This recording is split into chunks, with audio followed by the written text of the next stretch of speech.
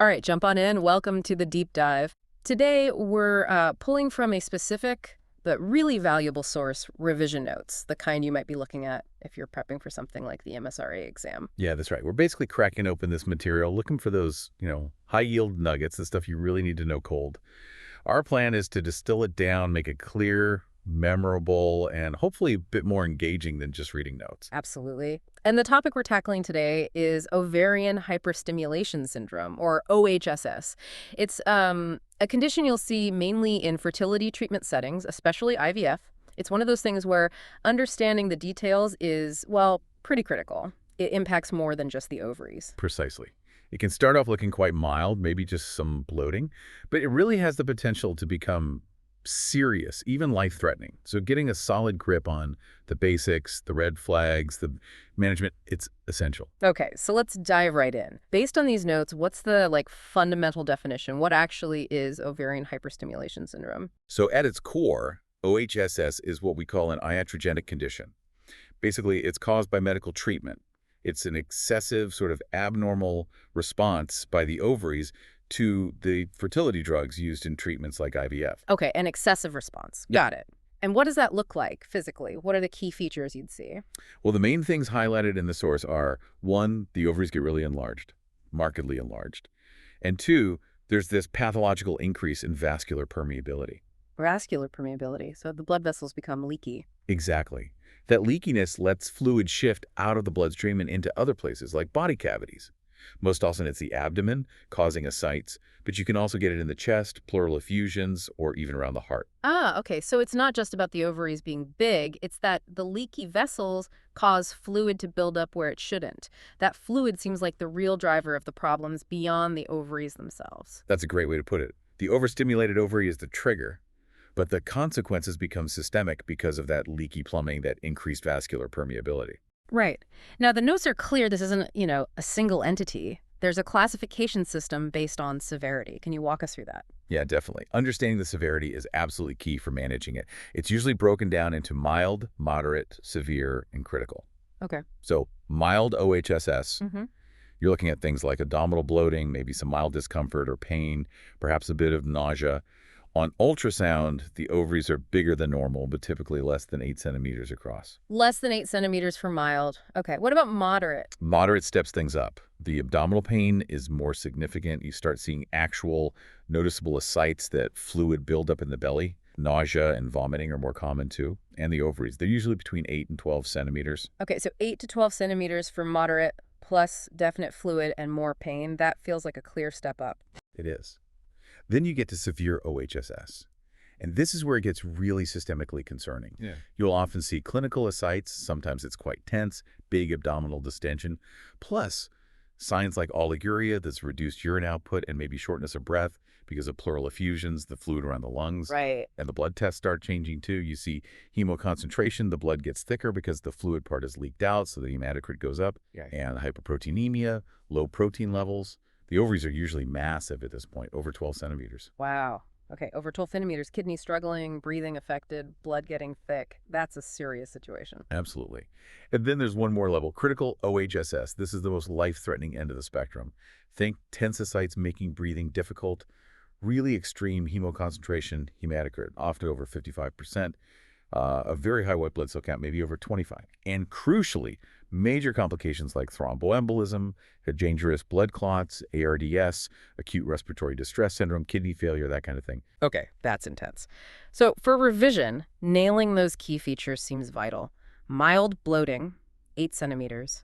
Moderate, pain, ascites, 8-12 centimeters. Severe, clinical ascites, oliguria, hemoconcentration, 12 centimeters. And critical tense, extreme hemoconcentration, and those major complications like clots or ARDS. Those size cutoffs, 8 centimeters and 12 centimeters, seem like really important markers to remember. They are. They give you a quick visual anchor. Although, honestly, once you're in the severe and critical stages, the clinical signs and the systemic impact, the breathing, the urine output, the blood results, become even more important than the exact ovary size. Makes sense. So we know what it is, how it's graded, what actually causes this over-the-top reaction. The notes mention specific drugs. Yeah. The main culprits are the gonadotropins, like FSH. They're used to stimulate the follicles to grow. But the real trigger, the one that often tips the balance in susceptible people, seems to be the final injection given to mature the eggs, usually human chorionic gonadotropin, HCG. HCG. So the stimulation drugs get the follicles growing, maybe lots of them, but it's often the HCG shot that actually kicks off the OHSS process itself. That seems to be the key step, yeah. It's the combination of lots of follicles being ready and then the powerful effect of HCG on those follicles. And speaking of susceptibility, the notes list quite a few risk factors. Knowing these is really important for trying to prevent it. Right. So who's most likely to get OHSS? What did the notes say? Okay, several things pop up consistently. Younger age, usually under 30. Having polycystic ovary syndrome, PCOS, that's a big one. Okay. Also having a high baseline ovarian reserve, which you might see as lots of follicles on an early scan, or a high AMH level. AMH, anti-Müllerian hormone. Exactly. A history of having OHSS before is a major risk factor. Yeah. Using higher doses of the stimulation drugs, seeing estrogen levels rise very rapidly during the cycle, using HCG not just for the trigger, but also later for luteal phase support. Oh, like extra HCG after egg collection? Yeah, that can definitely increase the risk or worsen it. Also, low body weight is mentioned. Basically, many of these point towards having ovaries that are likely to respond very strongly to stimulation. Got it. So a young patient with PCOS and a high AMH, they're already ticking several boxes. Then things like the drug dose or using extra HCG just add to that risk profile. Precisely. It helps you identify who needs more careful monitoring or maybe preventative strategies right from the start. Okay, let's try and unpack the mechanism a bit more. The nodes say the pathophysiology isn't like 100% understood, but there are key players. What are they doing? The main molecule implicated is VEGF, vascular endothelial growth factor. The highly stimulated follicles, especially after that HCG trigger, seem to pump out large amounts of VEGF and other similar substances. Okay, VEGF. And what's the consequence of having all this extra VEGF floating around? Well, VEGF is known to dramatically increase vascular permeability, especially in the tiny blood vessels, the capillaries. So think of those vessels just becoming much, much leakier than normal. The leaky vessels again? Yeah. Okay. Yeah, it's central. This leakiness allows fluid, and also protein, to escape from the bloodstream and pool in those third spaces, the abdomen, the chest cavity. Right. And because the fluid is leaving the blood vessels, the blood that's left behind gets more concentrated, thicker. Is that the hemoconcentration link? Exactly that. Yeah. The plasma volume shrinks, leading to hemoconcentration. This makes the blood more viscous, which increases the risk of blood clots. It also means less fluid volume circulating, which can strain the kidneys, leading to that oliguria and potential kidney injury. And the fluid leaking into the chest can cause breathing problems, potentially ARDS in severe cases. So that core idea is overstimulated ovaries release lots of VEGF. VEGF makes capillaries leaky fluid and protein leak out of blood vessels into abdomen chest. Remaining blood gets thick, hemoconcentration, clot risk.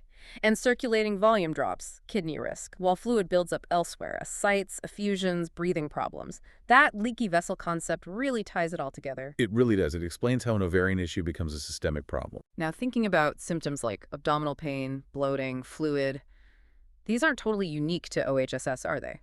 What else might be on the differential diagnosis list, especially in someone who's just had fertility treatment? That's a really important point. Context is key, but you absolutely have to consider other causes of acute abdominal issues. The notes mention ovarian torsion, where the enlarged, heavy ovary twists on its blood supply. That's a surgical emergency. Right. Torsion needs urgent attention. Definitely. Also, things like simple ovarian cysts, maybe a hemorrhagic cyst that's ruptured or leaking. And critically, you must always rule out an ectopic pregnancy. It can present with pain, sometimes internal bleeding, and it's a known complication risk after fertility treatment. Ectopic pregnancy, yep. Can't miss that. Absolutely not. And, less likely perhaps in the immediate post-stimulation phase, but still possible, is ascites from completely unrelated causes. But usually the reason IVF context points strongly towards OHSS or one of those acute complications like torsion or ectopic. So the timing makes OHSS likely, but torsion and ectopic are the must-not-miss diagnoses needing different, often urgent, management. Exactly right. Keep those differentials high on your list when you see pain after fertility treatment. Let's touch on the numbers quickly. How common is this? The notes gave some UK stats. Yeah, the source suggests OHSS happens in roughly 1 to 10% of all IVF cycles overall. Okay, 1 to 10%. So definitely not rare in this population. Not at all. And if you break it down, the mild form is actually much more common, maybe up to a third, like 33% of cycles might have some mild symptoms. Wow, a third. Yeah, but the ones that are more clinically significant, the moderate to severe forms, they occur in around 3 to maybe 8% of cycles. So maybe 1 in 12 to 1 in 30 women might get the moderate or severe type that needs closer attention or hospitalization. That really highlights why prevention and early spotting are so crucial. It really does. If you work anywhere near fertility services, you are going to encounter this. Let's circle back to the clinical picture, but focus on the timing. When do these symptoms usually show up? And is it different for mild versus severe? Generally, mild symptoms, the bloating, maybe some discomfort might start even during stimulation, but more typically within 24 hours or so after the HCG trigger shot. Okay, soon after the trigger for mild stuff. Yeah, but, and this is really critical to remember, for revision, the severe forms often have a delayed onset. They might not really manifest until 7 to 10 days after the HCG trigger, sometimes even a bit later if pregnancy occurs. That delayed onset for severe OHSS, that's a potential pitfall, isn't it? Someone could go home feeling okay after egg collection and then get really sick a week later. Exactly. It's a classic pattern. So what are the absolute red flag symptoms in that delayed phase? The ones that should make someone seek help immediately. Okay, key signs of moderate to severe OHSS needing urgent assessment would be significant worsening abdominal pain and distension, feeling really bloated, persistent nausea and vomiting, especially if they can't keep fluids down. Noticeable weight gain over just a few days, that's the fluid retention. Difficulty breathing or shortness of breath could be the ascites pushing up or pleural fluid. And reduced urine output, that oliguria we mentioned. Right. Weight gain, shortness of breath, not peeing much. Those are the big warning signs that the leaky vessels are causing major systemic upset, not just tummy ache. Remembering that delayed onset is key. Absolutely. Patient education on exactly these points is so important after they've had that HCG trigger or egg retrieval. They need to know what to watch for. So how do we confirm it's OHSS, check how severe it is, and monitor things? What investigations do the notes highlight? Ultrasound is number one. It lets you see the ovaries, measure their size, look at all the follicles, and crucially, see and try to quantify the amount of free fluid, the ascites, in the pelvis and abdomen. Plus, you can use it to check blood flow to the ovaries and help rule out torsion. Okay, so ultrasound confirms the big ovaries and the fluid and checks for torsion. What about blood tests? What are we looking for there specifically? The labs are all about assessing the systemic impact. The notes mention a full blood count, FBC, looking especially at the hematocrit to check for that hemoconcentration. An HT over 45% is usually significant. Over 55% is getting into the critical range. Also, the white cell count can be elevated, sometimes quite markedly. Okay, FBC for blood thickness and inflammation. Then urea, electrolytes, and creatinine UNEs and creatinine to check kidney function, especially important if urine output is dropping. A coagulation screen because of that high clotting risk. And liver function tests, LFTs, are usually checked too. Right, makes sense. FBC, UNEs, coags, LFTs, basically checking the knock-on effects of the fluid shifts and thick blood on major organs. Anything else? A chest x-ray, CXR, if there are any breathing symptoms, to look for pleural effusions. And something really simple but effective for monitoring is just daily measurement of abdominal girth. It gives you a trend for the ascites accumulation. Abdominal girth, yeah. Low tech but high yield. So, investigations. Ultrasound confirms the ovarian picture and fluid. CXR checks the lungs and the bloods. FBC, UNEs, coags, LFTs, plus girth measurement. Track the systemic effects and severity. Exactly. They guide your assessment and how you respond with management. Perfect segue. Let's talk management. How do we actually treat OHSS? And maybe even more importantly, how do we try and prevent it in those high-risk patients? Yeah, prevention is definitely where you want to start if you identify someone at high risk. The notes mention several strategies. First, just identifying those risk factors we talked about: young age, PCOS, high AMH, etc. Then you can adjust the stimulation protocol, maybe use lower doses or a different type of protocol. A really effective strategy, if the response looks excessive during monitoring, is to simply withhold the HCG trigger injection altogether. You cancel that final step for that cycle. Just stop before the trigger. Yeah. Or if you proceed to egg collection because the follicles are ready, a key preventative measure is to freeze all the resulting embryos. Don't do a fresh embryo transfer in that cycle. You wait for the ovaries to settle, then do a frozen transfer later. Ah, the freeze-all approach. That makes sense because getting pregnant itself can make OHSS worse or last longer, right? Exactly. Pregnancy produces more HCG naturally, which just fuels the fire. So delaying transfer bypasses that. There's also a technique called coasting mentioned, where you stop the stimulating drugs, FSH/LH, for a day or two before the trigger, let the estrogen levels fall slightly, which might reduce the severity. Okay, so prevention. Identify risk, adjust stims, maybe withhold HCG, definitely consider freeze-all or potentially coast. What about managing OHSS once it's actually developed? All right, so if it happens, management is mostly supportive and depends heavily on the severity. Mild cases can usually be managed as an outpatient. Focus is on adequate hydration, drinking plenty, simple pain relief like paracetamol, maybe opiates if needed, and just monitoring symptoms closely, knowing the red flags to come back for. Okay, outpatient for mild. What about moderate or severe? Moderate and severe cases almost always need hospital admission. The core principles are careful monitoring of vital signs, fluid balance, input-output charting, daily weights, abdominal girth. Meticulous fluid management is key. Often, gentle IV fluids are needed if they can't drink enough or are hemoconcentrated, but you have to be careful not to overload them. And you mentioned something crucial earlier, avoiding diuretics, even with all that ascites. Yes, absolutely critical. Avoid diuretics. The problem isn't too much total body water, it's that the water is in the wrong compartment outside the blood vessels. Diuretics pull fluid from the already depleted bloodstream, worsening the hemoconcentration, increasing the clot risk, and potentially worsening kidney perfusion. Ah, right. That's a counterintuitive but vital point. Worsens the underlying hemoconcentration. Exactly. And the other big avoid mentioned in the notes is NSAIDs for pain relief. Like ibuprofen or naproxen. Why avoid those? Probably because NSAIDs can impair kidney function, especially in states of dehydration or reduced effective circulating volume, which is exactly what you have in moderate severe OHSS. The kidneys are already potentially under stress, so you don't want to add NSAIDs into the mix. Paracetamol and opiates are generally preferred. Okay, so two big don'ts for management. No diuretics, no NSAIDs. What else is key for the hospitalized patients? Thromoprophylaxis is essential for pretty much all moderate and severe cases admitted to hospital. Because the clot risk is so high, usually low molecular weight heparin. Okay, heparin to prevent clots. Yes. And then for symptom relief, particularly if the ascites is tense and causing pain or difficulty breathing, procedures like paracentesis, draining the fluid from the abdomen, can provide significant relief. Same for thoracentesis if there's a large pleural effusion causing respiratory distress. So aspirating the fluid can help symptoms. It can, yeah.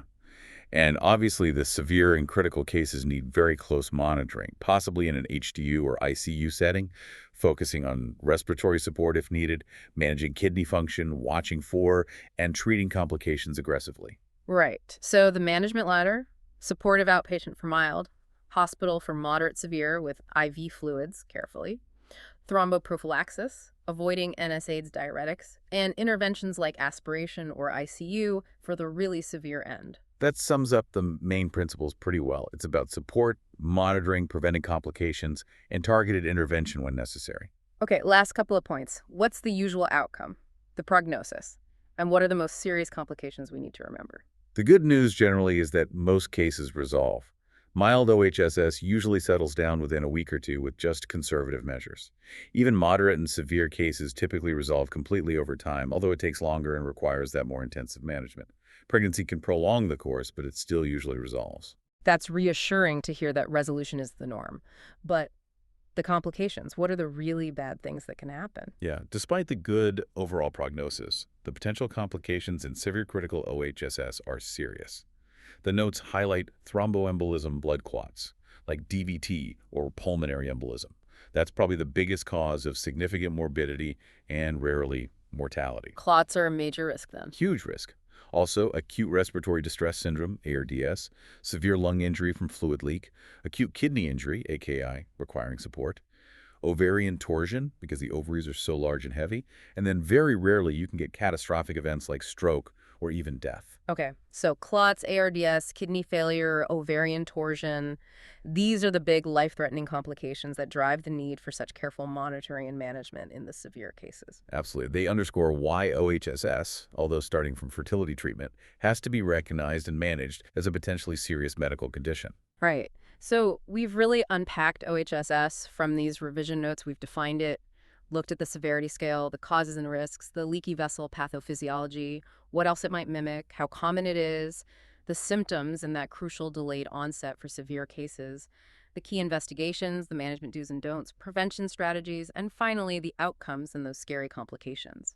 Hopefully that covers the core knowledge you need. Yeah, we've tried to break it down, connect the dots, and pull out those really essential points for anyone revising this topic. Definitely. Now, just to leave you with something to chew on, a thought for your own reflection. Given that severe OHSS often presents days after the HCG trigger, and knowing how quickly things can escalate with risks like clots or ARDS, what single piece of advice, or maybe what single warning sign, would you absolutely prioritize hammering home to a patient after their HCG shot or egg collection to make sure they know exactly when they need to pick up the phone or come straight back in? We really hope this deep dive into OHSS has been useful for you. Yeah, sometimes just talking through these complex topics helps make them stick. And if you're looking for more resources like this, specifically geared towards MSRA prep, do check out passthemsra.com and also freemsra.com. Thanks so much for joining us on the deep dive. See you next time.